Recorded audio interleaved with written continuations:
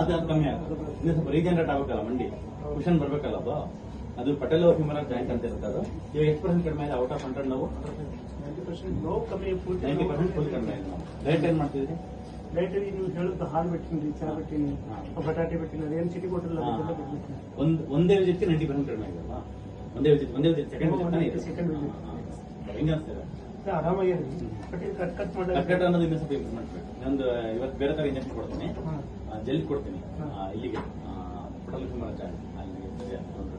ಮತ್ತೆ ಬೇರೆ ಪತಿ ಏನ್ ಮಾಡ್ತಿದ್ರಿ?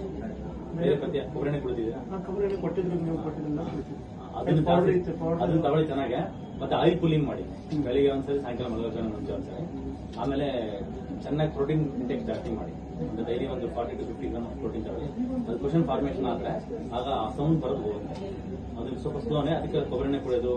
ಆಮೇಲೆ ಈ ರಿಫೈಂಡ್ ಆಯಿಲ್ ಸ್ಟಾಪ್ ಮಾಡಿದ್ರಲ್ವಾ, ರಿಫೈಂಡ್ ಆಯಿಲ್ಗಳು ಬೇಡ. ಶೇಂಗಾ ಎಣ್ಣೆ ಬರುತ್ತಲ್ಲ, ಗೋಲ್ಡಿನ ಕಂಪ್ಲೀಟ್ ಜೀರೋ ಮಾಡಿ. ತುಪ್ಪ, ಕೊಬ್ಬರಿ ಎಣ್ಣೆ, ಬೆಣ್ಣೆ ಚೆನ್ನಾಗಿ ತಿನ್ನಿ. ಮೊಸರು ಹೇಳಿದ್ರಲ್ಲ, ಮೊಸರು ಸಪರೇಟ್ ಆಗಿ ತಿನ್ಬೋದು. ಮಜ್ಜಿಗೆ ಚೆನ್ನಾಗಿ ತಗೊಳ್ಳಿ.